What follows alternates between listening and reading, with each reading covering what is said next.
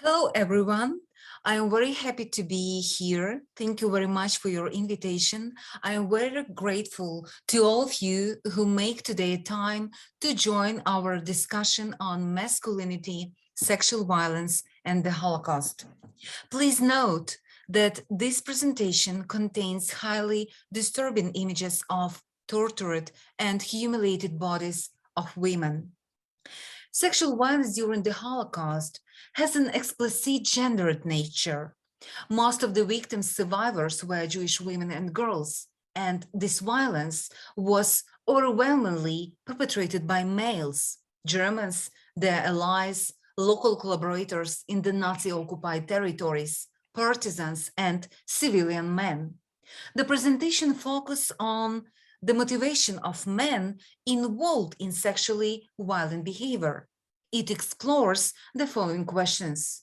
How did the ethnic and religious identity, combatant status, and the power position of men contribute to sexual violence? How did cultural ideas and discourses about femininity and masculinity and gender roles influence perpetrators' motivation and strategies for sexual violence? What was the role of militarized masculinity in the sexual victimization of Jewish women and girls? How anti-Semitism, racism, and Nazi genocidal policy enable men to assert their power over vulnerable women? To answer these questions, I'll be using the case studies from the occupied Ukrainian territories. The outbreak of the German-Soviet War in June 1941 put the Ukrainian Jewish women at higher risk of sexual violence. And first incidents of this violence had an explicit genocidal nature. First of all, because they went hand in hand with other forms of ethnic violence. During the first wave of anti-Jewish violence and pogroms in Western Ukraine, Jews were beaten, robbed, killed, and publicly humiliated. Their religious objects were damaged and destroyed. Jewish women were sexually abused in the public space as well as at home. The Jewish women were attacked, stripped naked, and raped, first of all, because of their Jewish identity and belonging to the Jewish community. The female body was perceived as terrain on which not only gender, but also ethnicity was negotiated. The pogrom in Старий Вишнівець in Ternopil Oblast shows the role of sexual violence during ethnic violence. On the night of September 4th, 1941, local policemen, with the help of local civilian men, attacked Jewish homes. The court materials reads, they visited Jewish houses one after another, shooting in each one to intimidate the inhabitants, demanding jewelry and money. The reports also reads that several policemen raped and killed Jewish girls. And here on the slide, you see the quote from this report about the rape of sexual humiliation of two Jewish girls. One of them, Hulia, managed to run away, but Ruhdia was killed after the rape. Not only local men were involved in sexual violence against Jewish women and men, but the Germans as well. They did it then and during the other stages of the Holocaust, despite the fact that according to law of the said Reich, I mean law of the protection of German blood and honor, any sexual relations, consensual or not, between so-called Aryan and Jews were a serious crime of Rassenschande, racial pollution. But many testimonies show that Germans often downplay this law and consider the final solution as a permission to rape and sexually humiliate Jewish women. As Stephen Katz emphasized, within the context of the Holocaust, the rape of Jewish women by German soldiers and their non-Jewish allies is not only a sexual act, but a political declaration as to the degenerate status of Jewish victims in accordance with Nazi ideology. The action communicates that Jewish women and girls are not fully human, that they are not shielded by normal moral rules, that they stand outside police and state protection, and that they do not belong to the universe of ethical obligation that ordinarily constrains Aryan behavior. The humanization of Jewish women made German soldiers view them as sexual objects. Some of them didn't consider their sexual violent behavior in terms of Ras and Schande. For some of them, rape was not a crime because Jewish women were Untermenschen, less than human, being under the Nazi new order. Maren Ruger found a criminal case of the German soldiers who were put on trial because of the crime of Ras and Schande. One of them was involved in the gang rape of 2 Jewish women in Drohobych. In his defense, he told that he is not so guilty because the Jews were fair game. The obligation to obey racial laws also applied to some Volksdeutschers, ethnic Germans in Eastern Europe. But as we know from multiple sources, some of them were not bothered by those laws and raped Jewish women on a regular basis. One of them was Florian Koch. And here on the slide, you see his picture and the piece and the photo of one of the documents from his criminal case, because he was put by Soviets on trial and charged for the treason of the motherland and for different crimes committed during World War II. According to testimonies of Holocaust survivors from Bogdanivka camp, he often raped and robbed Jewish girls and killed them after that. One of his fellow policemen was a witness of attempted rape by him and was trying to prevent this rape, to stop him. He threatened to kill him and report to the Germans, but Koch answered that he instead would complain to his chief that he, quote, sympathized with the Jews. Koch's confidence that he will not be punished for attempting rape, but his accuser, will demonstrate that punishment for sexual offenses against Jews, even if committed by local ethnic Germans, were marginalized in the system of punishments and disciplinary actions against local collaborators. Not only ethnic Germans enjoyed kind of free hand in terms of sexual violence against Jewish women. Some high-rank Ukrainian, Russian, and Polish policemen in Ukraine-occupied territories as well. Sometimes Germans and Romanians allow them to pick up some pretty Jewish girls for sexual entertainment. In other cases, they involve them in mass sex crimes initiated by themselves. In October 1942, during the killing of thousands of local Jews in the outskirts of Bar in Vinnytska Oblast, Grigory Andrusiv, you see him on the slide. This is a picture from his trial in Bar in 1966 in the Soviet Ukraine. Grigory Andrusiv, during this killing process, was instructed by assessment to pick up 16 Jewish girls for entertainment. Those girls were put to the building in the center of the city where assessment and local auxiliary police was located. And during the night, during the so-called celebration, those girls were raped and killed. Only one survived, Clara, who actually was raped by Grigory Andrusiv himself. In the case of Andrusiv, it's evident that he was encouraged by Germans to rape a Jewish girl. He received a permission for his sexual offense.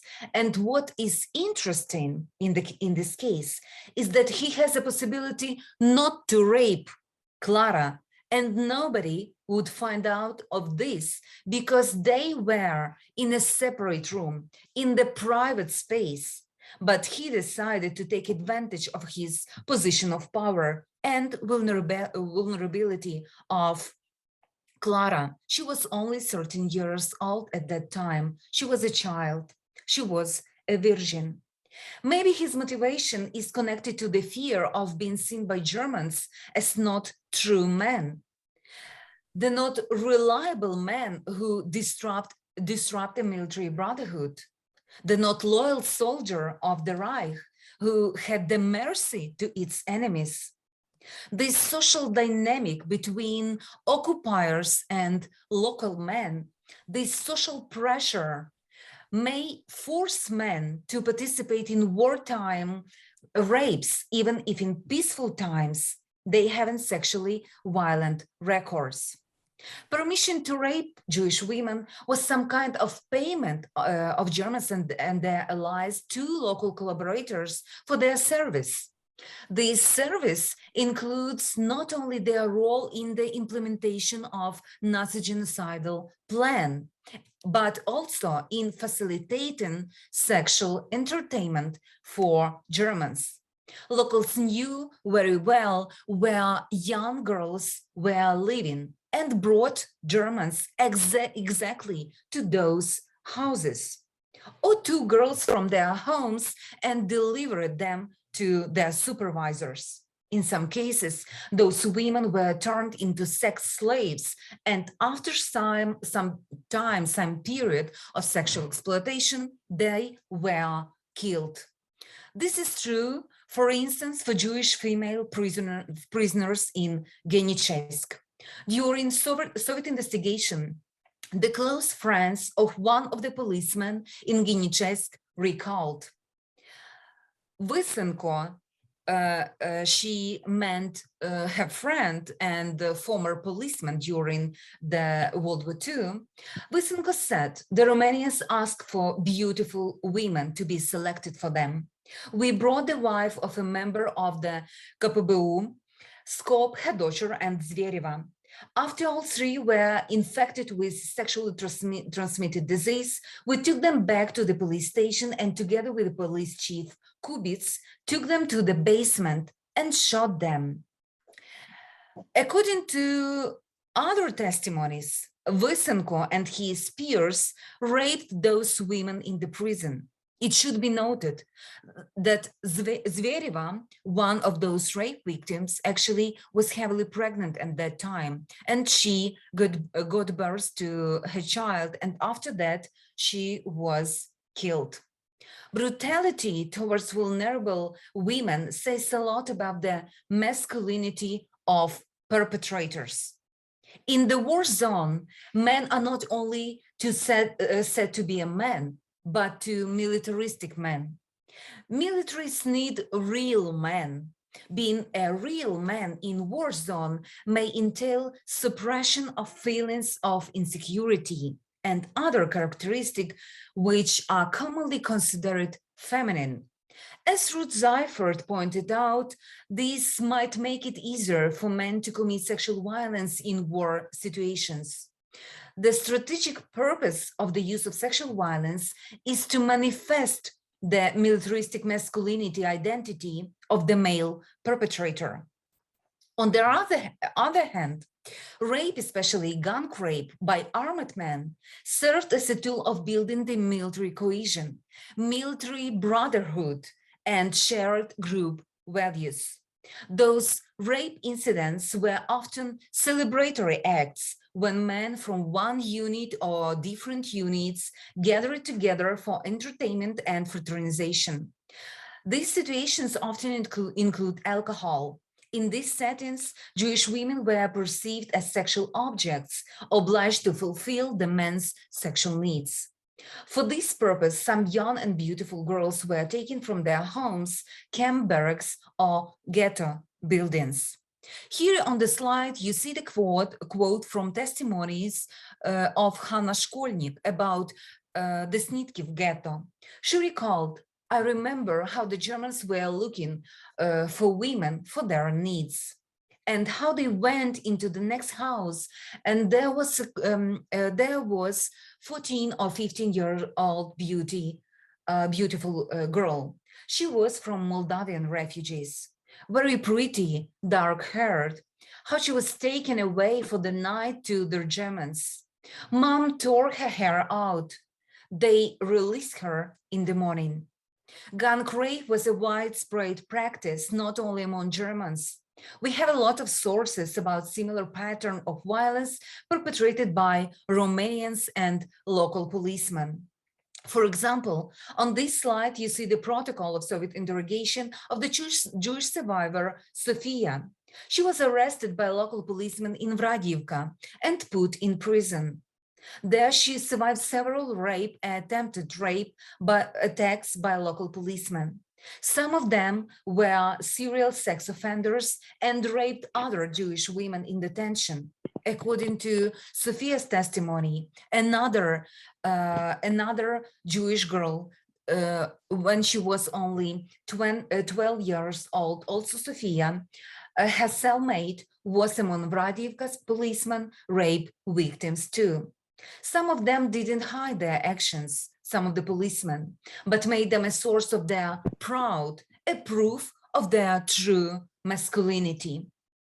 One of the policemen from Vradivka, Viktor, told Soviets during interrogation in 1942, while speaking with me and other policemen, he means Vasil Ostapenko, one of the policemen, often boasted that he had raped many Jewish girls. Another example of how some men perceive their sexual crimes is the case of Alexei Kolbasov, a former police officer in the village of Martynivka in Mykolaievska Oblast. On June 18, 1946, Ukrainian man David Kotkov testified to the Soviets. He said that in the fall 1941, while moving to the grass near the Martynivka station, a Jewish man approached him and asked him to help his wife. Then he emphasized, quote, I saw a horrifying picture. There was a Jewish woman lying down with a cut up stomach and all the entrails coming up. She said that it had been done by a local who had raped her and ripped her stomach open, but she did not say who it was. The witness learned the name of the attacker after a short while, because the perpetrator was publicly boasting of his act. According to testimony, Kolbasov didn't show any regret. Moreover, he was telling about this crime with smile. He was proud of his act and justified his action by the influence of alcohol. He said, I was very drunk and I put the knife very strong in her stomach. Yakov Sulimko, a deputy chief of Ryan police in Lipovets, Vinnytska Oblast, was also a serial rapist, according to the eyewitnesses' testimonies, 9 eyewitnesses' testimonies, including his fellow policemen. According to their testimonies, he was proud of his sexual attacks on Jewish girls and described them in terms of his manhood and sexuality. The police translator recalls to the Soviets, I have repeatedly heard from Sulimko himself that he bragged to the police and then he used girls expressing it in obscene words. I remember one day in the presence of policemen, whose name I do not remember, he said to them, here are guys I banged. He used the word diurnal, such a beauty today. He showed them his thumb. He thus said that he had raped a beautiful girl. Sometimes Acts of rapes, including gang rapes, were perpetrated in front of relatives and friends. Raisa, a Holocaust survivor from Mogiliev-Podilsk, recalls, "One Jewish family lived near us. The father worked in a shop and the mother was a hat maker. They had a beautiful daughter, and the Germans broke into this house and raped this girl in front of her parents. One of the purposes of such public rape was to demonstrate a total power over defeated men. By raping Jewish women, Germans and locals, their allies, reinforced their masculinity and feminized Jewish men who failed to protect their women. One of the consequences of this message was a demoralization of Jewish men. Some of them committed suicide after finding out that their daughters and wives were raped. In contrast to the pattern of rape, many instances of sexual violence during the Holocaust were opportunistic rapes, perpetrated for personal, not group objectives. The main goal of those rapes was to demonstrate their power and dominance. This pattern of rape occurs in different stages of the Holocaust and in different localities. In Jewish homes, in ghettos, in camps, in hidings, in different hiding places. It could have different forms, including rape and even forced prostitution. Some women were killed after the rape in order to conceal the crime. On this picture, you see Alexander Minzar, one of the policemen from Staroy Vyshnivets in Ternopil region. And this photo on the slide was taken by Soviets in 1984 when he was put on trial for the second time. And during this trial, the issue of sexual violence was present. According to testimonies, during one of the action in July 1941, when thousands of Jews were gathered and were led by Germans and local policemen on this street that you see on this photo. So during this action, he entered Jewish homes and raped Jewish girls. Some of them were shot by him. This case clearly shows that local men who were empowered by Germans used the rape to negotiate their new social status. They were in power. They had a lot, they play a huge role in the implementation of Nazi genocidal policy, and their new social status give them a lot of freedom, and they abused this freedom and abused their power. But in this new social hierarchy created by Germans in the occupied East, I'm sorry, I can't move my presentation, yes. So in this new social hierarchy created by Germans in the occupied East, the highest social and political status had German officers. Their sexual violent behavior was one of the forms to demonstrate their power over defeated people. And the targets of their sex attacks could be women who belong to different groups of defeated nations. This shows the case of Vanda. She was 18 in 1941 and lived in Lviv. She had false documents and pretended to be a Polish girl. Her father was Jewish and the mother was Polish, so he knew Polish language very well. One of the German officers wanted to start a romantic sexual relations with her. For obvious reason, it was too dangerous for her, and she was trying to avoid it. And one day, he raped her. She remembered. I don't want even to remember. This is the first time when I talk about this, maybe 2 times only I spoke about this in the whole 50 years. Thanks God that I was not pregnant as a result of rape. German officer raped Wanda not because she was Jewish, but because she didn't meet his expectations of proper femininity. Her rebellious behavior made him furious. That's why he used force in order to reinforce his dominance over her. The sexual violence against her was a manifestation of power and a claim to ownership over her, rooted in the centuries-old tradition of patriarchal societies. It was a clear expression of hatred of women, a way to discipline women. Feminist scholar Claudia Cart explained that rape reinforces patriarchal, means hierarchical power relations between men and women. She says that the ultimate goal of rape in war and in peace is to display, communicate, and produce or maintain male dominance. Rape is used because women in patriarchal societies are such easy targets, both physically and socially. During the Holocaust, Jewish and Roma women were the most vulnerable groups of women. That is why they were the primary targets of sexual violence in Nazi-occupied Europe, despite the fact that some Slavic women were victimized as well.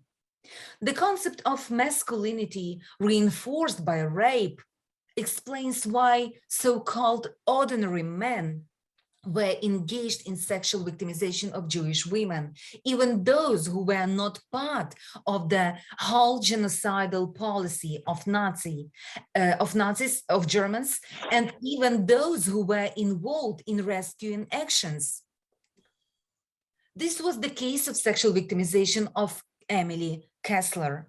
After escaping from the ghetto in Khmelnyk in Vinnytsia Oblast, with her 3-year-old son, she decided to go to Zhmerenka.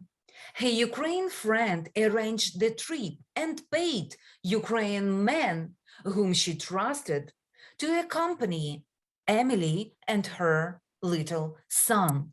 But on their way, this man was trying to rape her.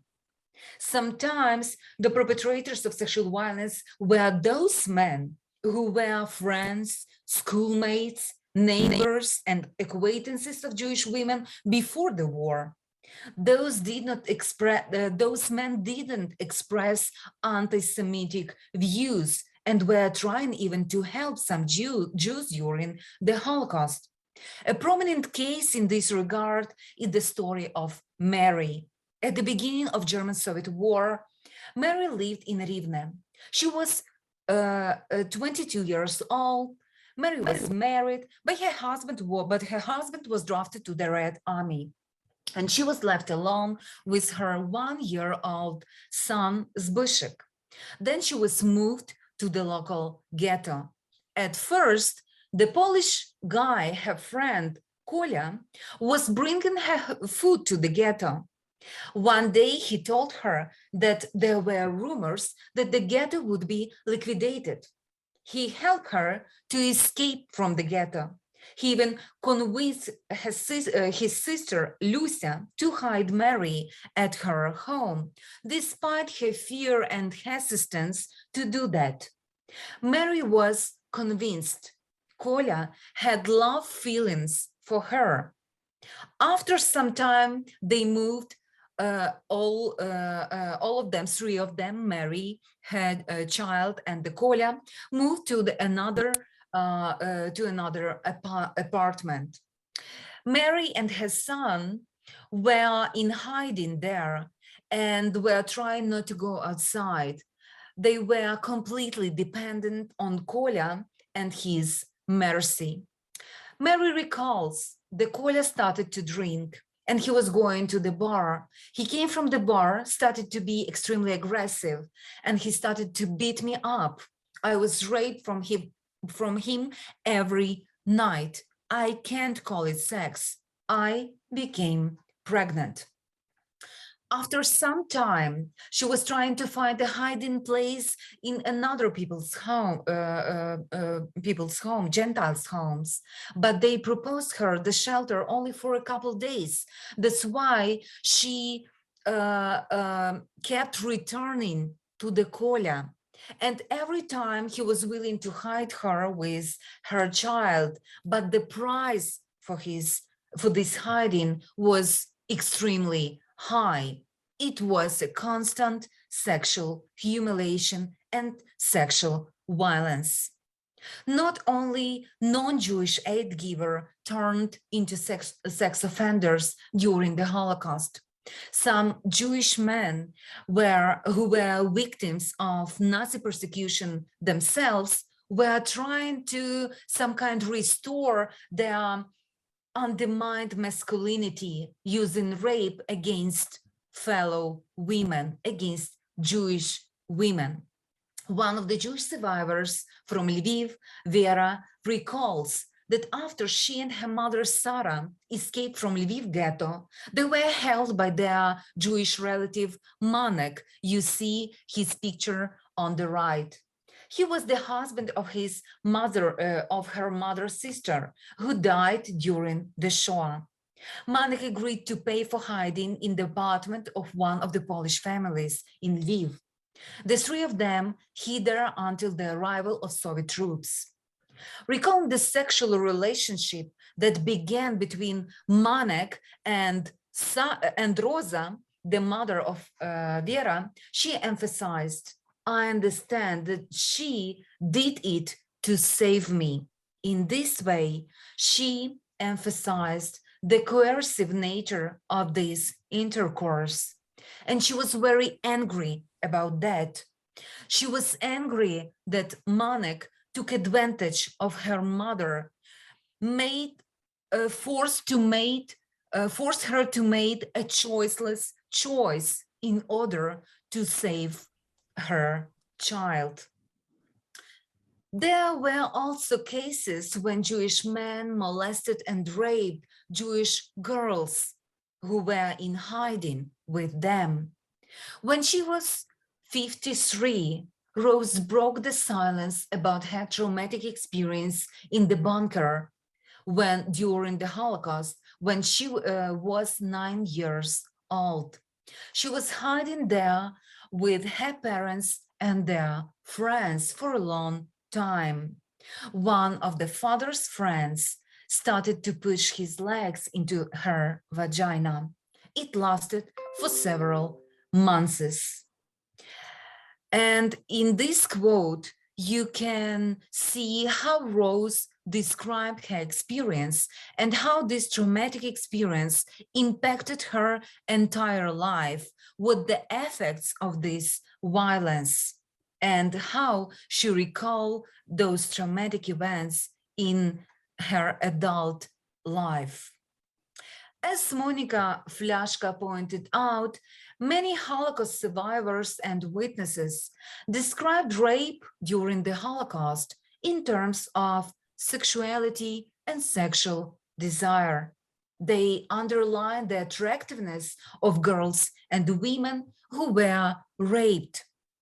But rape is, first of all, the manifestation of power, not sexuality. This is pure violence with the sexual tools. This is manifestation of power given by Nazi order, Nazi regime to particular men, soldiers, members of different military units, military groups, first of all, local collaborators, members of local administration. This power was created by racist ideology, war efforts, and genocidal conditions. And this feeling of power and dominance over women was also, in addition, a result of the sexism and misogyny of that time. And I believe that we historians Holocaust researchers should consider every single case of sexual violence in order to understand the motivation of perpetrators and their perspectives, how they reckon with their actions, how they explain their actions after the war and during the war. And I believe that this deep research connected to the motivations of perpetrators will help us to understand the nature of sexual violence during wartime and genocide. And I believe it will help us to prevent sexual violence against most vulnerable groups during wars and armed conflicts. Thank you very much for your attention, and I will be happy to answer any questions that you may have. Thank you so much.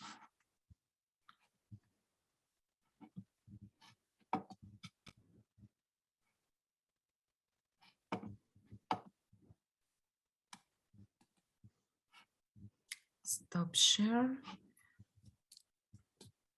Okay.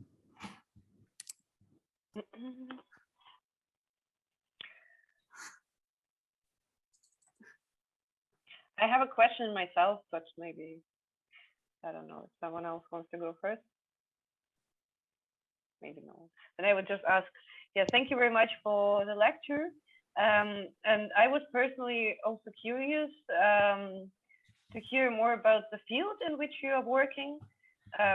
So is it kind of a vast spectrum of researchers who try to uncover exact kind of reasons or how this violence came into being and how it exactly functions? So you would say you are like a part of like a network, or which is international in this sense. And maybe I don't know, what are like other ways of studying Second World War from also like a feminist or a perspective which makes women visible.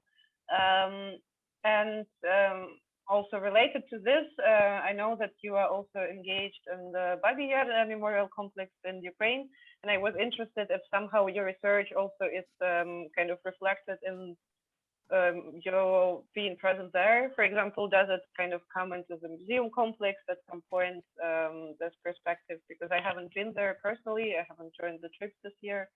So yeah, maybe everyone knows it, but I don't know, it would be really good to hear. Okay, thank you so much, Vika. I will start with the first question. So first of all, I should admit that I'm a member of the international research group, Sexual Violence in Armed Conflicts.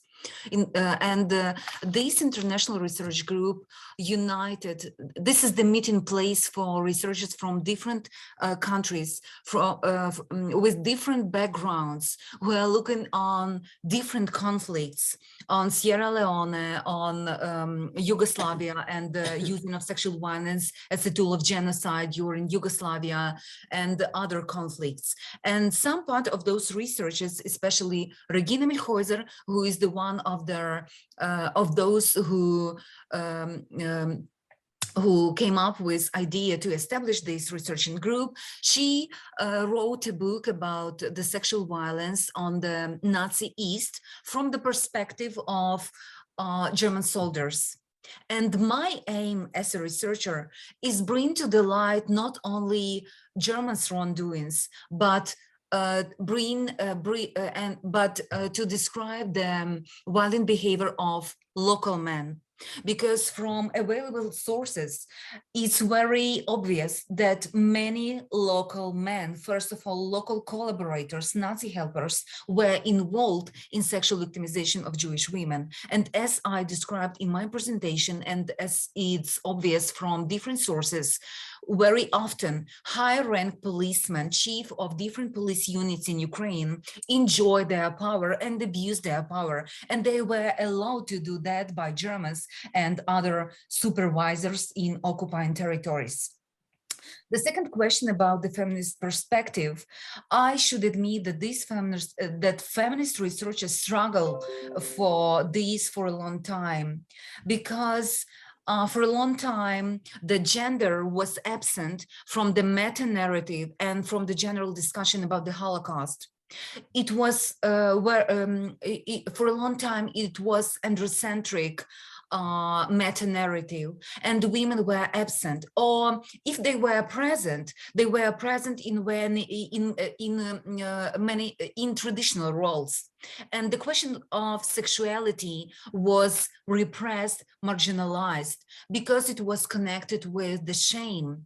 And as we know, many those women who survived were blamed even by their community members for serving as a prostitutes during war, because we know nowadays that many women used their bodies as a survival tool, not only to help to survive, to save not only themselves, but to save their children and other community members. And we have different examples when even members of Judenrat, the Jewish councils in different ghettos, approached young girls and asked them to fulfill sexual needs of some German or Romanian or Hungarian supervisors in order to please them, to make them less angry, to improve conditions in the camps or in the ghettos.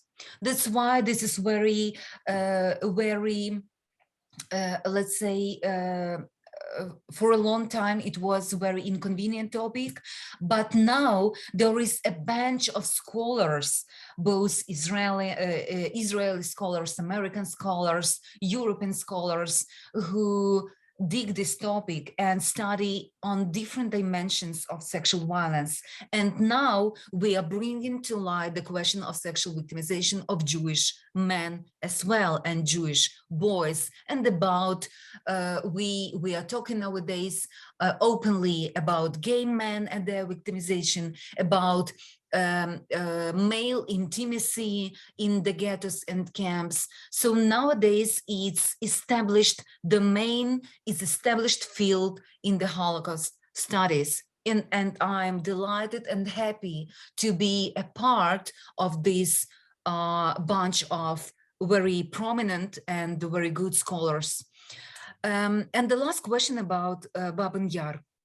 I hope that this week we'll publish this information about the newly established Institute of Interdisciplinary Research of Babyn Yar, and I will run my project about the sexual violence during the Holocaust in Ukraine with accent also with the special place to Babyn Yar. And I want to develop programs which will consider gender dimensions of the history and memory of Babyn Yar, because we know that some of Jewish women were also raped during this process of mass killing. And this is prominent, this is present, for example, in the memories, in the testimonies of Holocaust survivor, very prominent, very well-known, Dina Pronicheva. And also, I want to talk about survival strategies of Jewish women in Kyiv during World War II. I want to establish projects about educational, academic projects about female rescuers, because we know that many those Gentile women put their efforts being alone without their husbands. Their husbands were drafted to the army, or were hiding in the forest, joined partisan groups, or were sent to the east, to the Nazi Germany, or just were killed. And those single women, those poor, vulnerable women, take care not only about their children, but they saved lot of their Jewish neighbors. And I want to clearly show these gendered dimensions of aid giving and of rescuing. So please follow our website, and please, we will introduce in the following days, we'll introduce our new academic projects, and we will be happy to collaborate with scientists, with scholars, with students, and broader audience from different countries and different Ukrainian regions. Thank you. Thank you very much. I think I will read now the question from the chat by Nina. Wait, my second phone is falling. So Nina is writing, thank you so much, Marta, for your very informative and thought-provoking lecture. Could you please briefly reflect on how the Jewish victims of rape coped with these experiences after the war? Did these experiences somehow translate into the realm of their post-war identity? Thank you very much, Nina, for a very interesting question and very super good question in this regard. I kindly ask you if you will have access to my late article about post-Soviet trials and Soviet military tribunals and Soviet justice after the war. And this my fresh, let's say, this my article describes how Jewish women actually were seeking justice, those women who were raped during the Holocaust, and how 10, 20, 25 years after the World War II, this traumatic experience of sexual violence shaped their entire life, their social relations, their communications with friends, relatives, and even their intimate relations. I found a case when one Jewish rape survivor and Holocaust survivor asked Soviets not to reveal the information about her rape to her husband, because we have cases when men, when they found out that their wives were raped during the Holocaust, they left them, they divorced with them. Some women, especially from religious community, were preferred to keep silent about their traumatic experience because it was considered in terms of shame. Shame not only, I mean, not only individual shame, but collective shame, because we know how female body is constructed in the national discourse. We know how important is woman's body and those notions of chastity, modesty, and so on. That's why for me, and also this, I want to tell, currently actually, I am writing an article about effects, immediate and long-term effects of sexual violence on those Jewish women and girls, because some of them couldn't actually build their families and experienced a lot of problems during their family lives in communication with their husbands and also with their children. So this is huge sexual trauma experienced by them, and we it's obvious that this trauma has a great impact on their entire life for the long period of time, and trauma of silence about that. Sometimes those women haven't possibility to talk openly about their experience, communicate this experience, because their husbands, their relatives didn't want to hear about that. And as you know, in Soviet Union, the topic of the Holocaust and the special victimization of Jews during the World War II was some such kind of forbidden topic due to the memory politics in the Soviet Union in general and the state anti-Semitic policy, anti-Semitism, and so on. Thank you so much.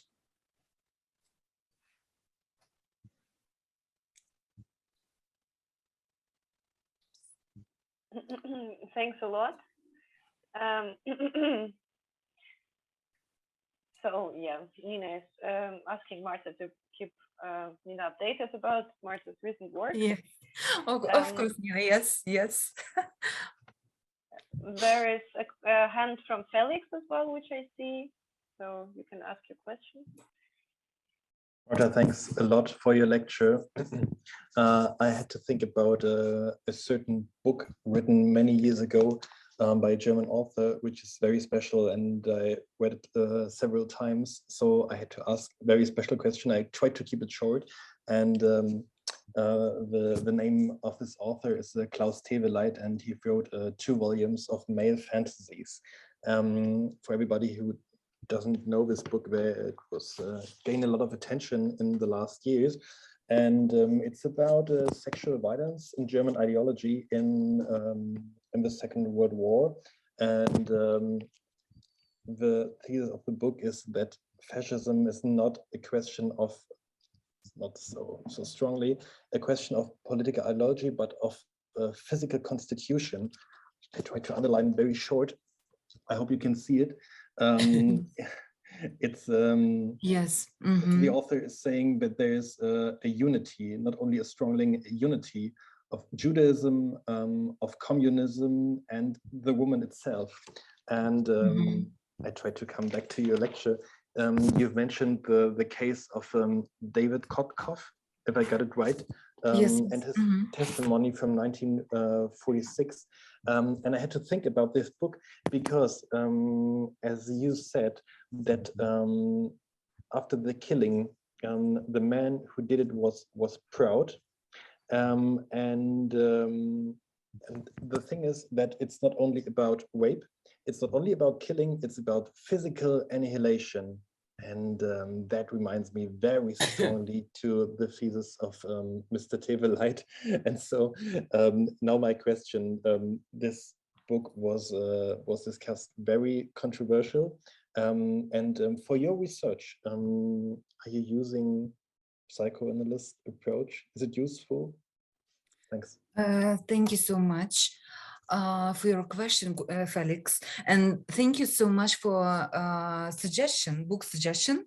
I will search for this book. Definitely.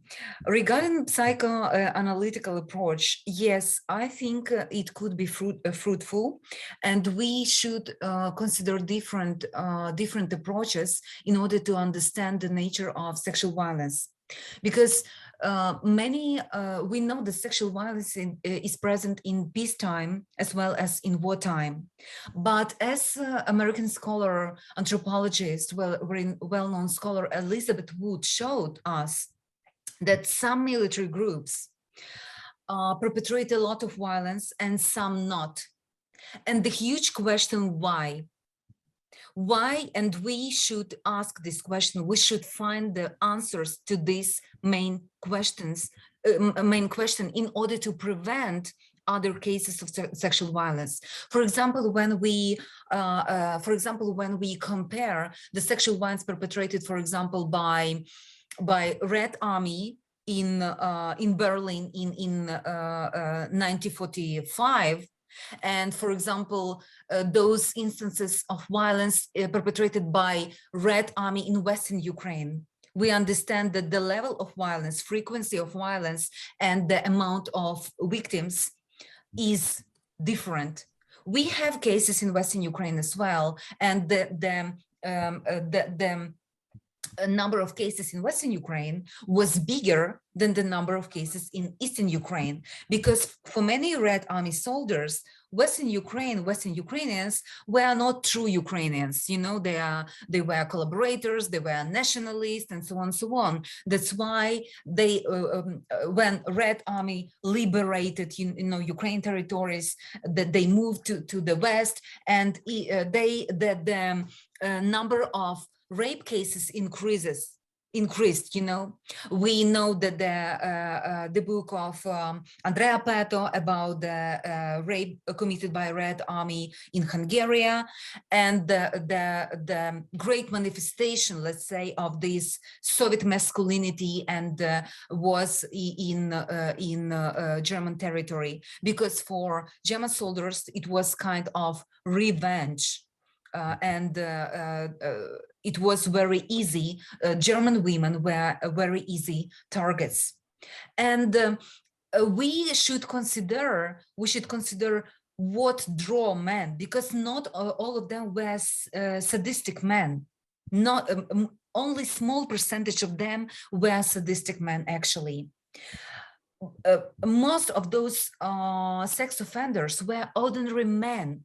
Many of them were young, and in contrast to German soldiers, where they were married, so they had access, I mean local collaborators, they had access to the body, let's say, to the sex, in contrast to Germans, because you know that we have different theories why men perpetrate rape, and one of the theories is biology, that men have their needs, and they and when soldiers are far from their homes, they need to fulfill their needs. That's why they rape, and so on and so on. But this theory can't explain the mass rape perpetrated by local collaborators, because most of them have access to the sex. They have wives, they have friends, lovers, fiancés, and other women. And yeah, so we should consider different theories which could help us to understand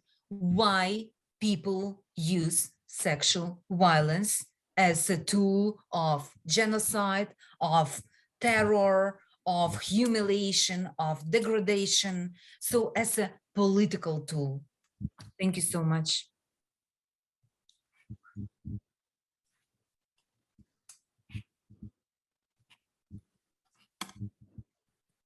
Do you have a reaction, Felix? Or Thank you. The answer was satisfying. good. Marguerite, is it just a clap, or do you want to say something? No, I have a question actually. So, Cool. Owen, thank you very much for your lecture. And I have a question about the memorialization of these sexual events. And do you know, is there a monument in Ukraine devoted to raped women? And if there is no, what do you think? Is it necessary to have it in there? Mm-hmm. Thank you so much. It's a very interesting question, because I was thinking about this in terms of, for example, comfort women. Last year at Freie University in Berlin, we have a lecture series about sexual violence and the memory issues around the World War II. And some of our fellow scholars actually describe this monument to comfort women. Maybe you know this very well-known statue, Sitting Woman, and it was when the statue actually was brought to Germany, it produces a lot of controversies, you know, a lot of discussions.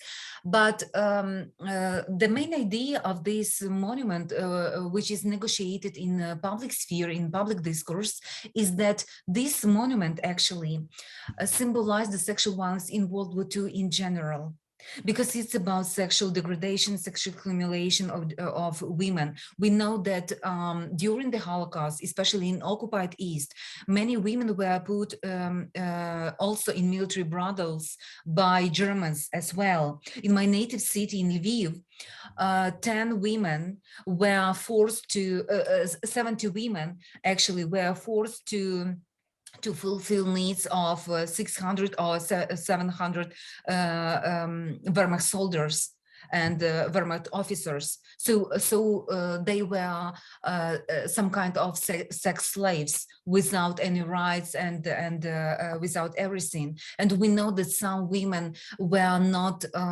willingly, let's say, participate in this, let's say, work, you know, sex work. Some of them were abducted, some of them were, you know, forced to do that, and some of the Jewish women actually were also forced to turn into sex slaves. That's why this precise monument actually is a symbol of the sexual violence in World War II in general. But maybe, as you know, maybe in Hungary nowadays, there is a project, yes, to memorialize those women who were also humiliated, sexually humiliated during World War II. But I think that we should have these different stages of this process. First of all, we should have a rich scholarly research about that, and to bring this matter to the light, because in course of my research, I realized that this question, this issue, is not present in meta-narrative about the Holocaust in Ukraine. People do not think about the sexual violence, or if they think about this matter, they have a feeling that this was the byproduct of war, you know, of genocide and so on and so on. But this was a genocidal violence as well. We haven't a lot of studies, and we could operate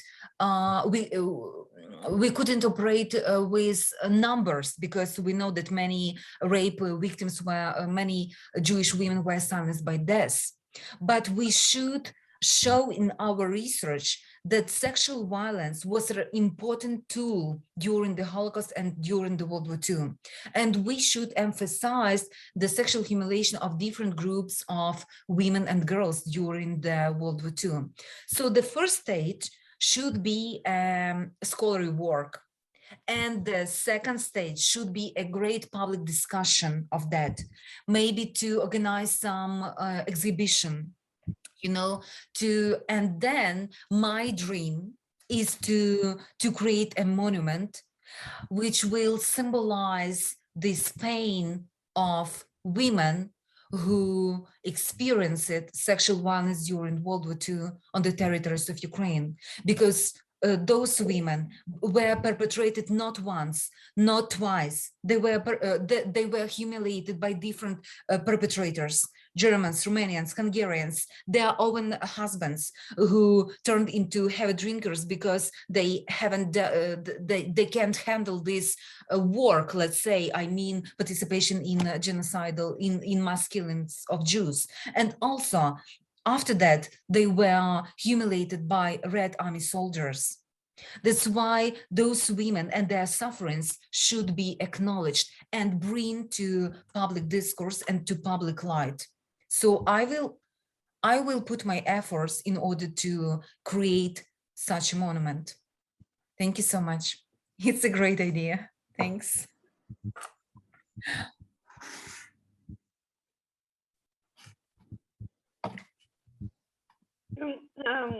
I'm checking now. I think we don't have any more hands. Yeah, I was have just a real thinking. hand. Sorry. I have more, maybe simpler questions than the ones before. You spoke about this special masculinity, gender role of war masculinity.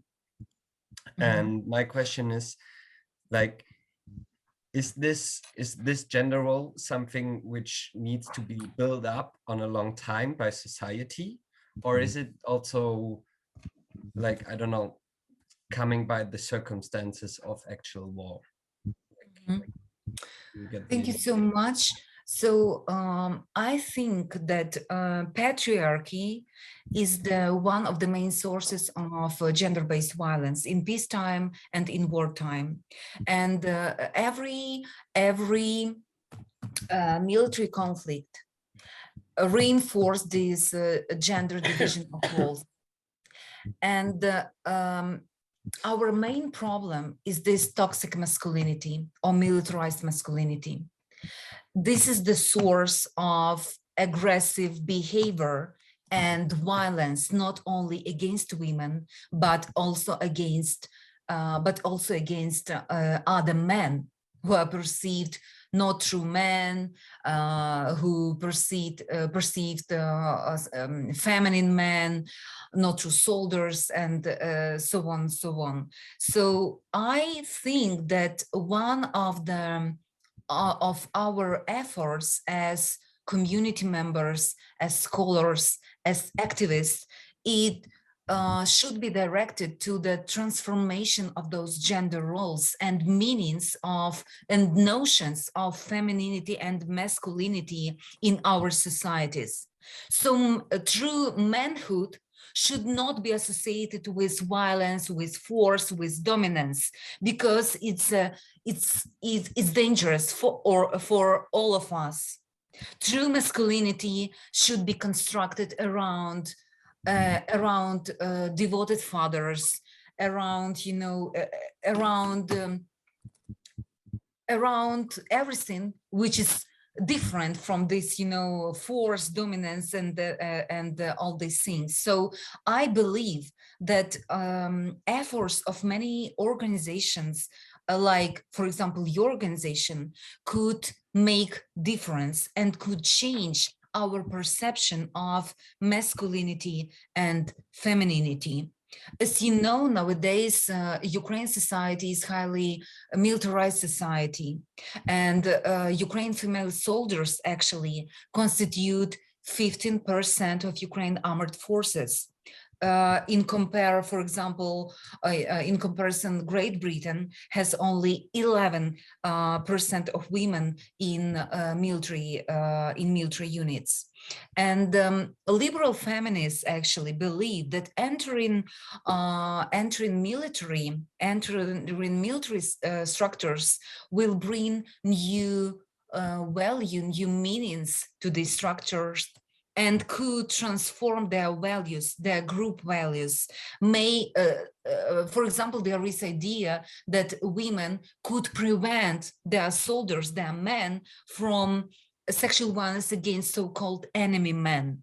And during my research, actually, I had a research about women in Ukraine engaged in the war in Donbass, and I asked them how they influence their men when they follow, soldiers, male soldiers, counterparts, when they hear the talks about enemy men, enemy women, and when they heard, for example, sexist jokes or explicit misogyny, or how they react to the instances of sexual harassment and sexual violence. And this is very important to understand. If women in military and in other patriarchal structures, very hierarchical structures, which deeply rooted in masculine values, can women change these values? Could women influence those structures?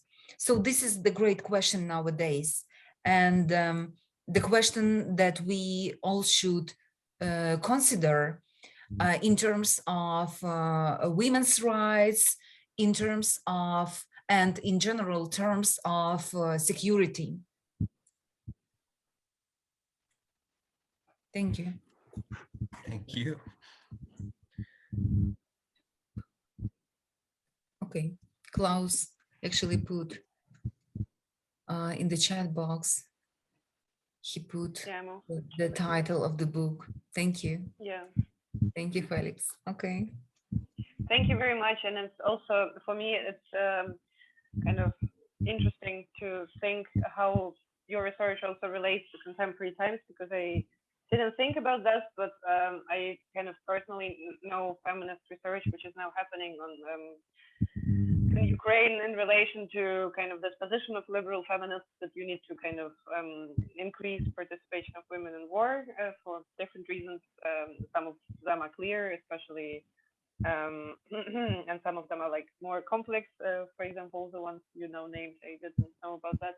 But I know about this debate more from inter-feminist debates, like when leftist feminists are criticizing liberal feminists for this purpose. So yeah, now I see that it actually matches somehow this like historical perspective and contemporary one.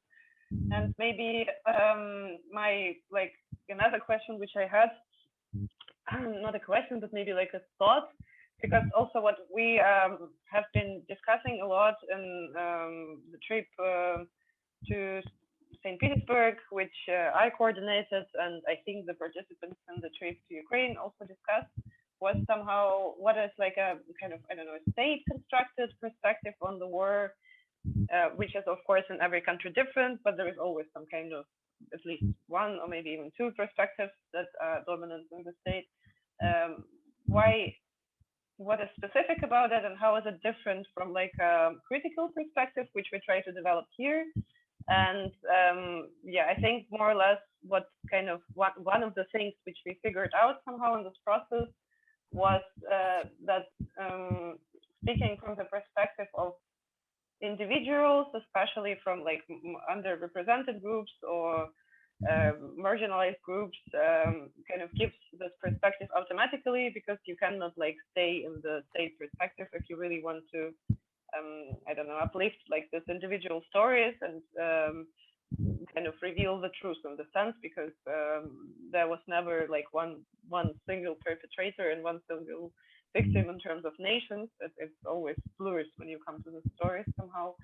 And yeah, I just wanted to kind of say that I thought about that and see if you would see it in the same way or maybe a bit differently, that there is this kind of, I don't know, alternative to the narratives which we get from history books, for example, or media, in this like more individual kind of ways of seeing how actually it evolved in history.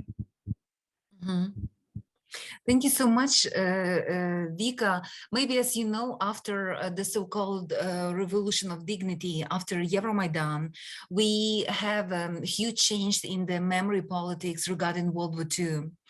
First of all, the main memory agent in Ukraine National Institute of National Remembrance, actually was run this new policy, and this policy has several main points, and the main point was actually the communization of Great Patriotic War. So, the official narrative nowadays is avoiding the term Great Patriotic War and instead using Друга світова війна, Second World War, and also change the chronology of this war, and including, and now it started officially, yes, in these memory discourses from 1939, because 100,000 actually Ukrainians in Western Ukraine were drafted to Polish army, and for some part of Ukraine, the World War II started actually in 1939, not in 1941.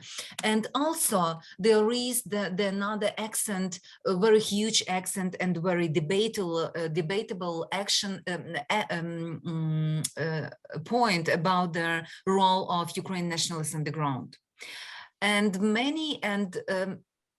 so after the Revolution of Dignity, we has increasing in glorification of members of Ukrainian nationalists on the ground as freedom fighters, and they for present soldiers, for some part of soldiers who took part in the military actions in the Donbass.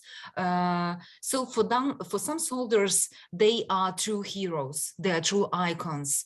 They make different films, they make the different exhibitions when they compare their routine, their daily life with the daily life of the members of Ukrainian nationalists on the ground. But another part of this story is a very inconvenient part, because members of Ukrainian nationalists on the ground were engaged in the Holocaust and hunting Jews in Babyn Yar and in different territories. Also, some members of, at the beginning of World War II, they were collaborators with Nazis, and also they were engaged in ethnic cleansings against Poles during World War II. That's why it's highly controversial question, and it still divides Ukraine public and Ukrainian society. But another shift, and it's very prominent shift in Ukraine memory politics, is actually to talk about marginalized groups, Roma, women, mentally ill people who were also distracted, who were also killed during the war. And this is very valuable perspective, because it's moved the history from huge political events, from military events, and bring you value, more humanistic value, more I think that it's very important to talk about those little, let's say, but about those groups who were forgotten for a long time, especially Poles. As we know, the prisoners of war in Ukraine during the World War II, in terms of numbers, were the second group of victims after Jews. And nowadays we re-establishing those stories of those people who were killed, who were starved, who lost their lives due to inhuman conditions in the camps for Poles. And I think that this is very important change in this discourse and memorialization. And of course, we have a lot of different initiatives in regard to Holocaust studies, in regard to different victims during the Holocaust, including Jewish children and Jewish women. So I think that we have a very good, different good projects, and I believe that those projects will develop, and we will have a good results of them. We will have the shift from, you know, political history and from those prominent figures to small people, because and we could reconsider the meaning of resistance, because this resistance, for me, when a woman actually is trying to keep her child alive, this is the resistance to Nazi regime, to all these inhuman conditions. So we should reconsider this meaning of resistance, and the story of the personal stories, micro histories of those marginalized groups will help us to do that. Thank you very much. If we don't have hands anymore, then maybe it's all with the questions. Okay. Yeah. Oh, no, someone is writing something. Oh, Yeah. Thank you. Yeah, thanks a lot, Marta. Sorry, I had a question for. I was Why raising I'm my not hand. seeing you? No, I'm always doing it in real. Okay. Sorry. So, I don't see I anyone. just had a last question because I really liked the last thing you said about what is resistance, and this is like the main resistance we should, or not the main, but a resistance we should remember. It is this one, and like when we in our work, we often we do workshops and hiking tours about resistance in local areas in Germany, and always like we have this in mind, that we want to show like everyday life resistance, and that resistance can be just being yourself in this environment which is trying to kill you. And the problem is that, like, I'm always thinking about it when I want to speak about this theme and this kind of resistance. I don't want to always bring up these sad stories, you know what I mean? I'm searching for, and this is maybe also like maybe a big theme for you, how to present this way these stories, not always in this how you say, sad way, like I I have the perfect words in German, therefore, but I think you know what I mean. Like I don't want to present the people always as the victim and tell first a lot of about rape and then I don't know, bringing up the resistant part. I mean, like, yes, I understand. But, you know, in our feminist studies on sexual violence, we also talk about agency. Because when a woman sacrifices her body and her sexuality for the sake of her children and community members, this is resistance as well. When she, even if she use her body to save herself, this is also resistance, because the initial plan of Nazi was to kill all Jews. That's why her survival and her tools of survival is also the story of resistance. The stories of gay men and lesbian women, also resistance. The stories of those women who were smuggling not only weapon, but who spread information to the ghetto and outside the ghetto. This is also resistance. And the small acts of charity, for example, of Gentiles who threw the pieces of bread to the ghetto, this is also resistance. So we should seek for those micro histories of this resistance in daily life, and show that in desperate situation, we always should seek for this light, even in the hell, even in those dark time. And I agree that even if we talk about the humiliation, starvation, death, we could find this resistance and those stories of bravery, of sacrifice, you know, of different things that make us human and could produce feelings, you know, that, yeah. So I think it's very important to talk about agency during the Holocaust, even if we talk about those, you know, cases. So, for example, when Wilczynska decided to join kids, when she had the chance to escape, this is also resistance, you know. But also we should talk about different choices that from the moral point of view and from the present morality and social norms are controversial. But the wartime and genocide time morality was different. And we could show how in this time of extremal violence, our social relations changed, and how we could gain different meanings of very simple daily life routine and daily life things, you know, by using micro histories, by using specific examples, because only personal stories could touch and could reach this goal of you know, of education actually, and produce, you know, produce different thoughts.